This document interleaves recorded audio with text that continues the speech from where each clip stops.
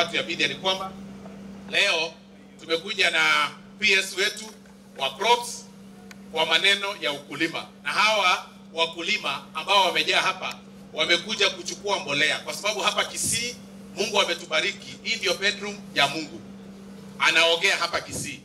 Ndio maana unaona every time sisi mvua inanyesha, na tumeamua ya kwamba kwetu hapa hatutaki maneno ya maandamano. Sisi tunataka kuingia shambani tupande mahindi yetu, alafu tutauza ile bei sisi tutataka. Na leo tumeleta mbolea, serikali imepunguza mbolea kutoka 7,500 ikafikisha 3,500, na leo imepunguza tu kwa 2,500. Na kwa hivyo hiyo ndio kazi ambayo imetuleta hapa leo. Na tunaambia wale wenzetu pia, mtu join, tufanye kazi na maendeleo. Hatutaki siasa hapa. Na pia tutarudi tena in another month kufungua maneno ya stima kwa hii constituency ya Kitutu Chache North. Hiyo ndio kazi ambayo imetuleta hapa. Kwa hivyo we wish every leader all the best. Na tuliona mzee alisema ametafuta Ramaphosa, sio ametafuta nani aongee na Mheshimiwa William Ruto.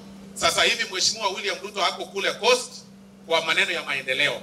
Ninaomba Mheshimiwa Raila Odinga upande ndege uingie kule Pwani, uketi kwa kibanda ambayo Mheshimiwa Ruto yuko ameketi, hatakuona, hatakusalimia, ushike microphone, uongee maneno ya maendeleo, alafu ndio tuweze kukuongelesha vizuri. Lakini maneno ya handshake na kusema sasa mimi nataka kujoin sijui nini na mlango ya nyuma, hii serikali hatuwezi kubali handshake. Kwa sababu handshake ni wewe mwenyewe unaweka pesa mfukoni. Wewe unataka kuongea na William Ruto. Ni nani ataongelea juu ya wakulima ambao wanataka mbolea? Ni nani ataongelea juu ya watu ambao wanataka chakula? Wewe unataka kuongea ni upate pesa yako. Wewe enda kwa hiyo function. Yuko sahihi na nimemuona kwa TV sahihi. Ingia uketi hapo na alafu tutakupea microphone uongee ile unataka kuongea, wananchi wakiwa kama evidence waangalie, wajue unamwambia rais nini. Asante sana, Mungu awabariki.